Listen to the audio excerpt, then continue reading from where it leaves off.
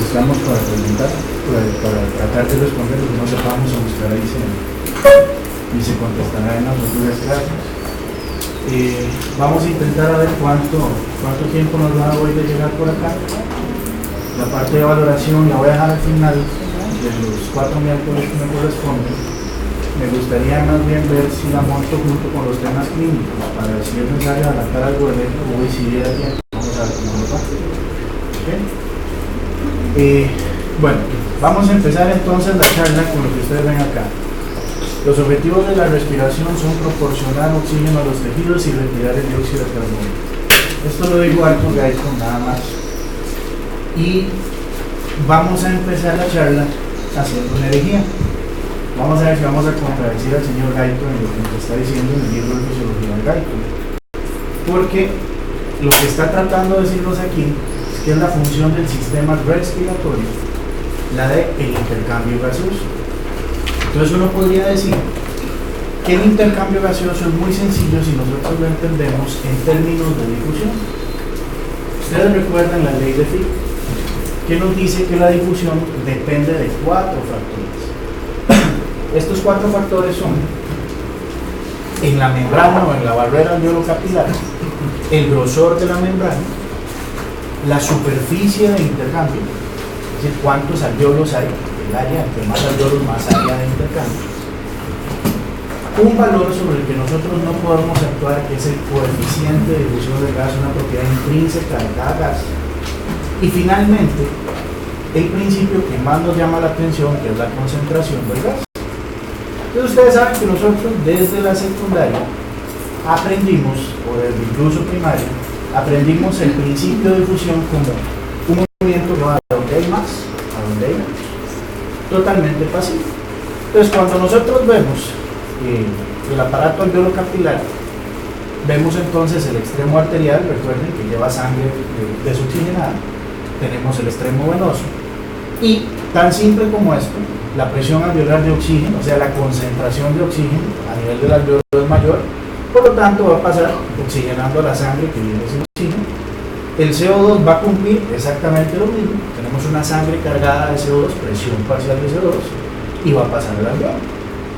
Ahora uno diría, esto es muy simple y le toca al sistema respiratorio, pero notemos algo. Ustedes saben que este sistema de intercambio es un sistema que se basa en capilares sumamente delgados y el alveolo en sí es sumamente delgado también.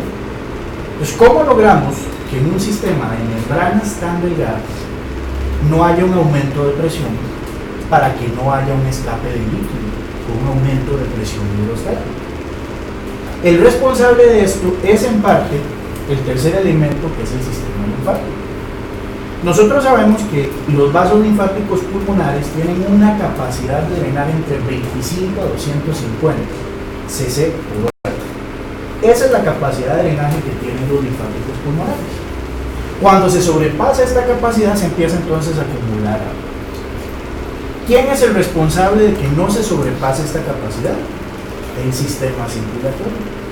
Y vamos a ser todavía más exactos. El corazón derecho, y siendo todavía más exactos, el ventrículo derecho.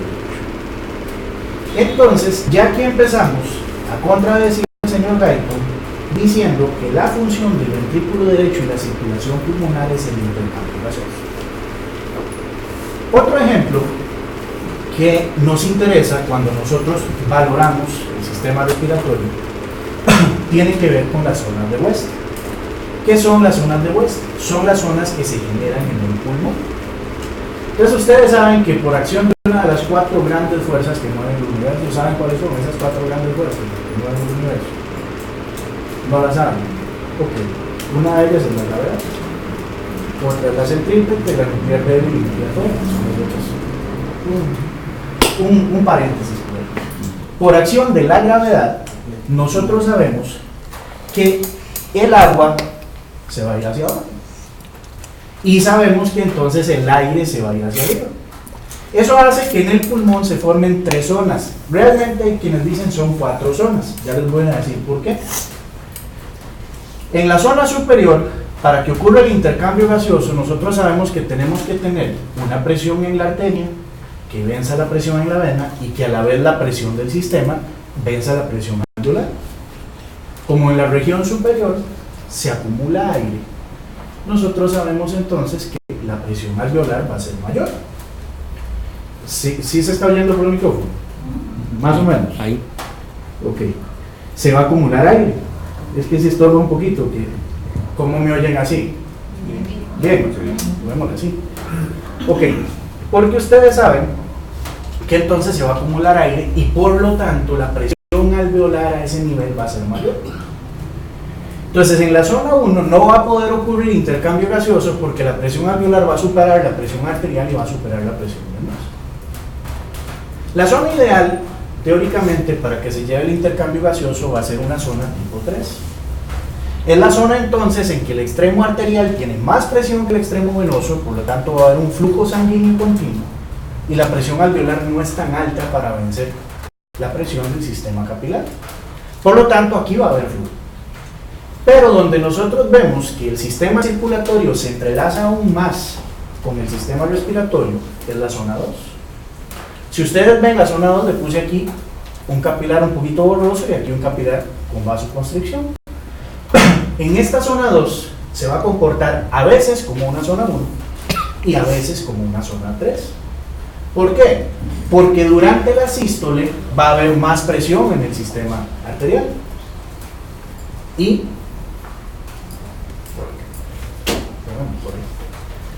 durante la sístole va a haber más presión en el sistema arterial y por lo tanto se va a comportar como una zona 3. Durante la diástole no va a haber tanta presión y se va a comportar como una zona 1. O sea, a veces hay intercambio y a veces no hay intercambio. ¿Quién es el responsable de lograr mantener este equilibrio? Volvemos a lo mismo. El ventrículo derecho, el corazón derecho. Ok. Con todo esto entonces recuerden que tenemos dos circuitos circulatorios, los mal llamados de los cursos de anatomía que nosotros llevamos en la universidad, circuito circulatorio mayor y circuito circulatorio menor, que ahora ponemos en entredicho ese apelativo de menor. Aquí no hay nada menor, sobre todo si partimos del hecho de que la sangre que bombea el corazón derecho en cantidad es exactamente igual que la sangre que bombea el corazón izquierdo en cantidad, alrededor de 50 cc por volumen latido, dependiendo esto del tamaño del pie. Entonces, nosotros tenemos la circulación sistémica, que ustedes saben, está el ventrículo izquierdo, sale la arteria aorta, va hacia todo el organismo, se recoge el extremo venoso y vía venas cava superior e inferior retorna al atrio derecho y del atrio derecho vamos al ventrículo derecho. ¿Okay? En este punto es donde se inicia entonces la circulación pulmonar. La circulación pulmonar se va a iniciar en las arterias pulmonares, que recuerden que es una arteria pulmonar y luego se ramifica en dos, una para cada pulmón. Va al pulmón, ocurre el intercambio gaseoso y retorna vía venas pulmonares. Concepto para recordar de anatomía: todo vaso que sale del corazón es una arteria, todo vaso que va hacia el corazón es una vena. Esa es la definición. Por tanto, nosotros no vamos a decir que una vena lleva sangre desoxigenada, porque en este caso las venas pulmonares están llevando sangre ya con oxígeno. ¿Ok? Bueno, sigamos por acá. Ahora, este esquema no es muy anatómico que digamos, pero bueno, aquí tenemos el corazón derecho, aquí tenemos el corazón izquierdo, aquí vemos su atrio izquierdo, ventrículo izquierdo, arteria aorta, circulación sistémica. ¿Okay? Tenemos atrio derecho, ventrículo derecho, arteria pulmonar y por lo tanto tenemos la circulación pulmonar. Si ustedes ven, la primera cosa que nosotros vamos a ver es que el corazón derecho maneja menos resistencia. Aquí vamos a introducir un concepto interesante. Este concepto es el concepto de postcarga.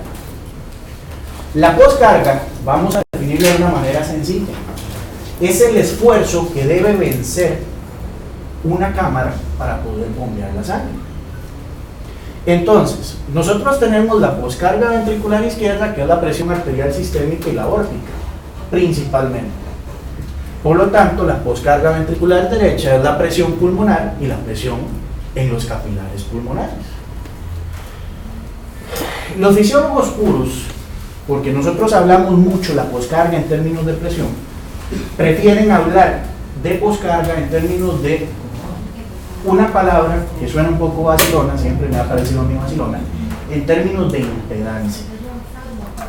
La impedancia es lo mejor para decir si la impedancia está alta, la poscarga está alta. Sin embargo, sucede algo. La impedancia es muy difícil de calcular. ¿Por qué? Aquí. Porque depende de varios factores. Entre ellos va a depender de la resistencia vascular, de la distendibilidad de las arterias y de la inductancia. Ok, les defino estos. Las resistencias vasculares son la oposición que encuentra la sangre para viajar a través del sistema de conductos, en este caso de los vasos. La distendibilidad es un cambio en la presión a expensas de un cambio en el volumen, o sea, mayor flujo, mayor presión. Esto es un tecnicismo y lo aclaro de una vez. Nosotros en la práctica usualmente decimos que a mayor volumen, mayor presión. En realidad no es a mayor volumen, mayor presión, es a mayor flujo, volumen por unidad de tiempo. Para simplificar, solemos decir a mayor volumen. Realmente esto no es así. Acuérdense ustedes que si nosotros comprimimos un gas en un cilindro chiquitito, va a explotar más fuerte que si ese gas estuviera expandido. Esa es la ley de Boyle. ¿Okay? Por lo tanto, es volumen por unidad de tiempo. ¿Qué es esto?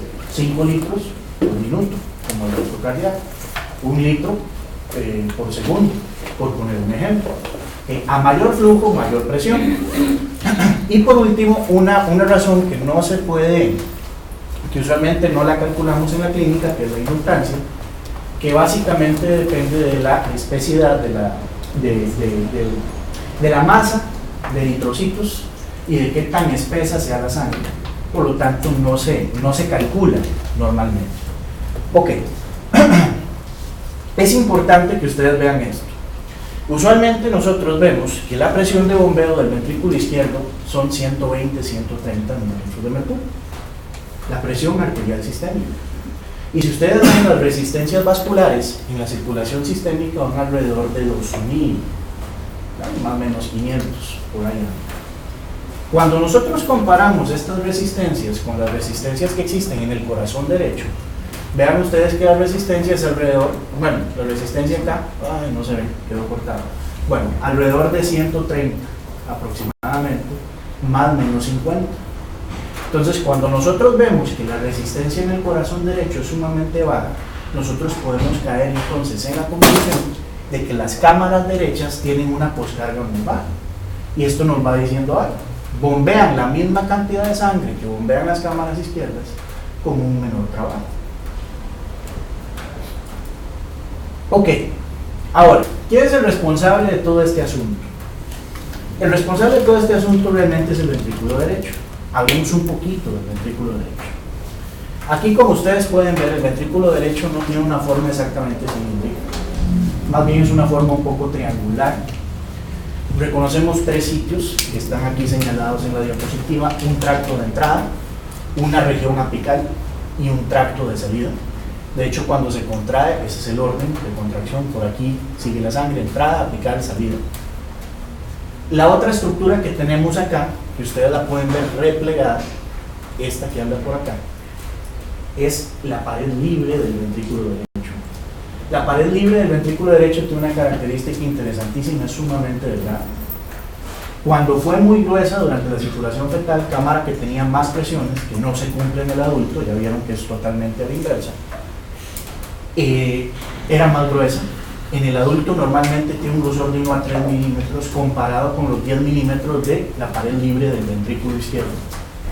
Más o menos un sexto de la masa cardíaca es la pared libre del ventrículo izquierdo.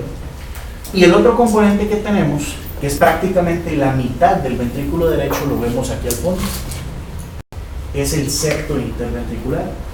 O sea, comparte una estructura con el corazón izquierdo.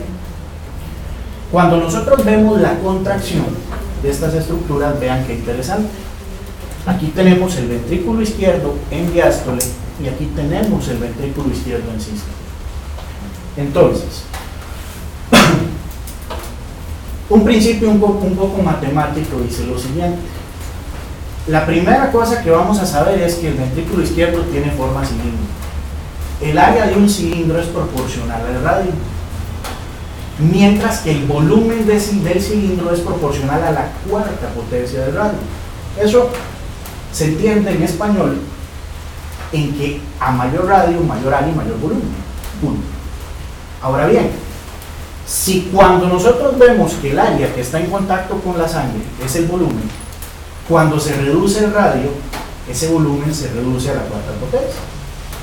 Dicho de otra manera, cuando el ventrículo izquierdo se contrae, hay menor área y por lo tanto el volumen de eyección es inversamente proporcional a la contracción, a cuánto se reduce el radio. Y esta es una relación uniforme. Entre menos radio hay en el ventrículo izquierdo, más volumen se bombeó. Y si ustedes ven por la conformación que tiene poca área en realidad de contacto con la sangre. ¿Y por qué les doy esta explicación? Porque cuando nosotros nos fijamos en la contracción del ventrículo derecho es sumamente interesante lo que sucede. El ventrículo derecho es prácticamente plano y se contrae pasivamente. ¿Qué quiere decir que se contraiga pasivamente o al menos bastante pasivamente? Si ustedes ven, el aplanamiento del ventrículo derecho viene dado por el desplazamiento del septo interventricular hacia el ventrículo derecho. Por lo tanto, la reducción en el área del ventrículo derecho la da prácticamente la contracción del ventrículo izquierdo. Esto hace que el ventrículo derecho prácticamente no modifique su radio, no lo modifica, y tampoco tenga que contraer la pared. El ventrículo derecho bombea solito, y si le sumamos que es un sistema de baja resistencia, la sangre va a pasar muy fácil a través de ese sistema, como vamos a ver en esta otra diapositiva. Es que todavía la paso aquí, vamos por acá. Ok, ¿qué es esto? Esto es una curva de Starling, una relación de Starling. Una relación de Starling. En la relación de Starling, nosotros tenemos muy bien marcadas las fases del ciclo cardíaco en el ventrículo izquierdo. Si ustedes ven, aquí tenemos presión, aquí tenemos volumen. Este punto que está acá le vamos a llamar punto A, punto B, punto C y punto D. De hecho, si ustedes ven, se puede graficar en forma rectangular. El punto A sigue al punto B. Y es precisamente el paso del punto A al punto B donde nosotros vemos que no hay una modificación en el volumen, pero hay un aumento de la presión. Esa es la fase de contracción isovolumétrica. Ahí empezó la sístole. Isovolumétrica no modifica volumen. Del punto B al punto C tenemos una fase en donde el volumen cae, pero no se modifica la presión. Es el periodo inyectivo. Del punto C al punto D es la fase donde no se modifica el volumen, pero cae la presión. Es la fase de relajación isovolumétrica. Y del punto D nuevamente al punto A tenemos el aumento de volumen con un discreto aumento de presión, o sea, la diástole. Si ustedes ven en el esquemita que les puse acá, vemos que se marca un punto de presión acá. Esta línea quiere decir que hay un punto de presión. Este punto coincide entonces con el punto D, con el punto C, perdón. ¿Qué quiere decir esto? La presión máxima de bombeo, que es más o menos 120, 130 en condiciones fisiológicas, la vamos a alcanzar en el punto C, que es el final de la sístole, la telesístole. ¿Y para qué les digo todo esto? Esto se los digo porque si nos vamos a la curva que dibuja el ventrículo derecho, ¿qué les llama la atención de esta curva? Esta curva, primero que todo, es triangular. Y yo les podría decir a ustedes, ustedes pueden localizar el final de la sístole en esta curva. ¿Dónde está el punto C en esta curva? ¿Cuál sería el punto C? Bueno, aquí está el punto A, este es el punto B o el punto C, o este es el punto D. Ok, esto sucede por algo. Es que no se veía muy bien porque quedó cortado, pero me voy a ver.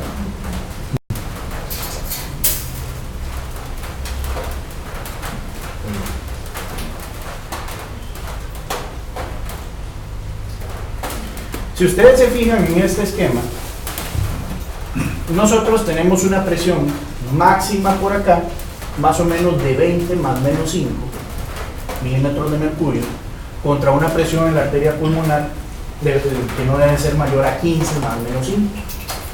Es precisamente este gradiente de presión tan bajo lo que hace que la sangre pase fácilmente la arteria pulmonar. Ahora me vuelvo a la que estaba.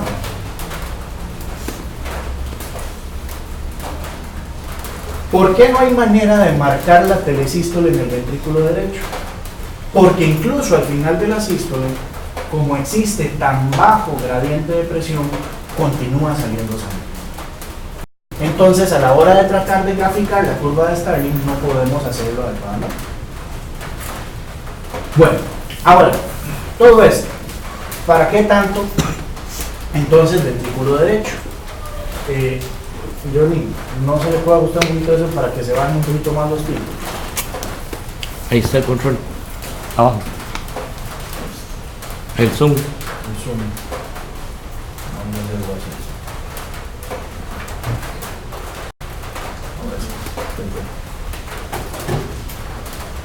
Porque el ventrículo derecho aporta la misma cantidad de sangre que el ventrículo izquierdo. El ventrículo derecho hace exactamente lo mismo con 25% menos de trabajo. Pero al ser el ventrículo derecho una cámara principalmente de capacidad, el volumen al final de la diástole, el volumen de llenado va a ser mayor. Aunque bombea lo mismo,